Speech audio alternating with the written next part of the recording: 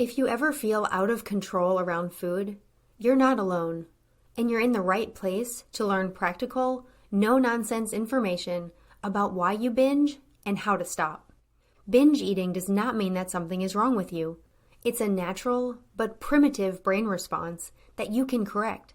If you're ready for change, sign up for the Brain Over Binge self-paced online course for less than $20 per month. And if you feel you need personalized support, we also offer one-on-one coaching and group coaching. To learn more, go to brainoverbinge.com/subscribe. And I hope you enjoy the show.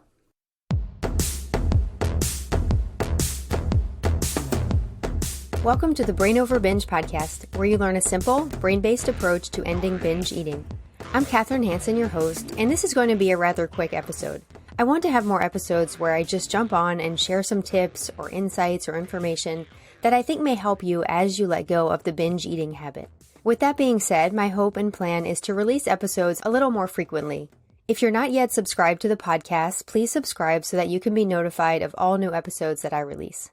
Before I jump into today's topic, I have a quick reminder that I'll be hosting the 2-hour course on Monday, July 17th from 8 p.m. to 10 p.m. Eastern Standard Time. This is an online event where I'll teach the lessons of the Brain Over Binge course in a streamlined and efficient way in the first hour of the event, and then in the second hour, you'll be able to ask me questions about anything you need help with. If you're listening at the time this episode is released, that 2-hour course event is tomorrow at 8 p.m. Eastern Standard Time, and there is still time to register, and you can do that at brainoverbinge.com/webinar. I hope many of you will join me. I'm really looking forward to discussing anything that you feel confused about or need guidance around so that you can create the binge-free life that you want. Now I'll get on to today's topic. This is actually based on 3 social media posts that I did recently, one back in June, one earlier this week, and one yesterday. All of these posts related to a similar theme, which is the common tendency for binge eaters, and really anyone with a harmful habit, to try to come up with complex reasons that they're engaging in the habit, which can actually serve to perpetuate the harmful behavior. I think bringing all of these social media messages together will help you see this tendency from a few different angles and help you shift your perspective in a useful way surrounding whatever you believe your reasons for binge eating are, and also help you let go of those reasons. In June, I posted a quote from the Brain Over Binge course that said, "Stop believing there is ever a reason to binge." I explained this quote saying that the brain will provide endless rationalizations for continuing the habit until you realize it's not telling the truth. As often happens on social media, some people found this to be a really helpful reminder and some did not react as positively. The purpose of my post was to explain that justifying habits is part of a universal pattern of the brain. It's not to diminish anything you're struggling with or to discourage you from getting help for any of your other issues. But my goal is to help you realize that to stop binge eating, you have to stop taking the brain's reasons for binge eating seriously. I want to read you one person's post from the comments.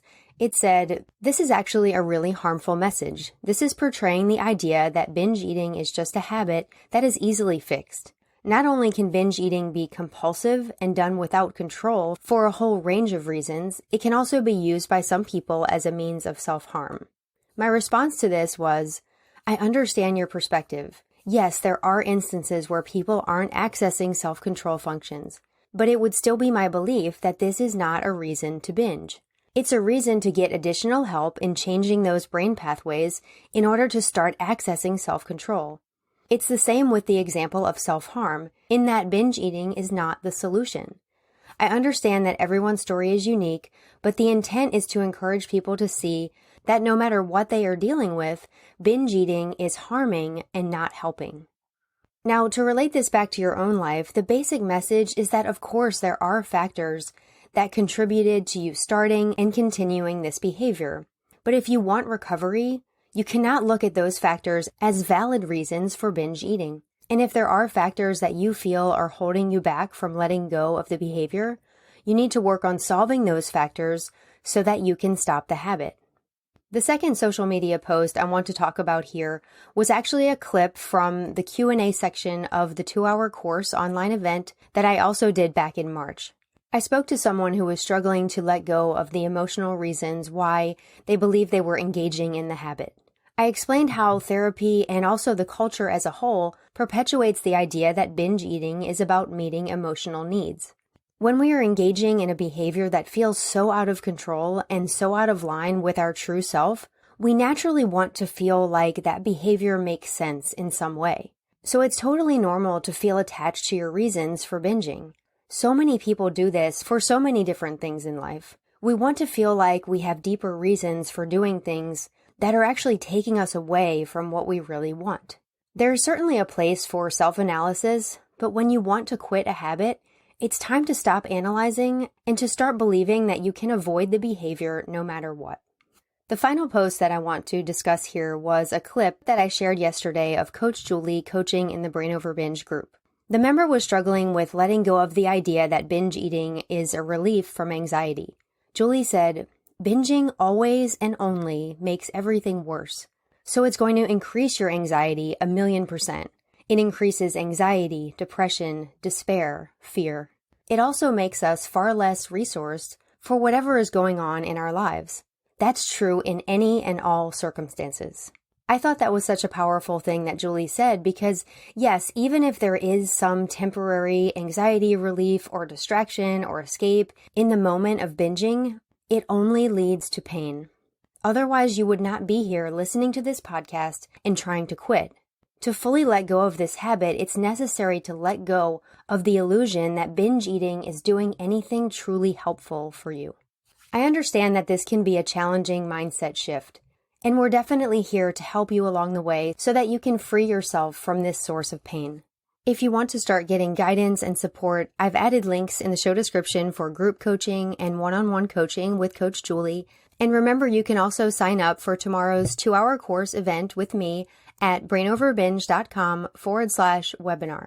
Thank you so much for joining. And until next time, I want to encourage you and remind you that you have the power to change your brain and live a binge-free life.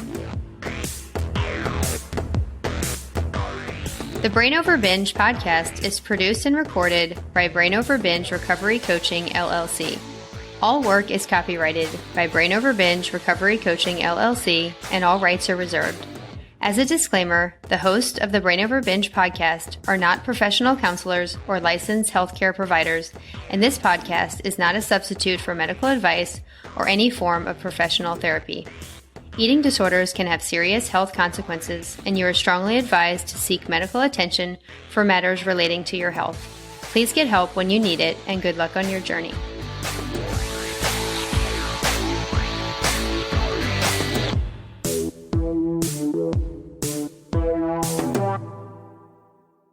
Need more help? You can find all of our current and upcoming options for support at brainoverbinge.com.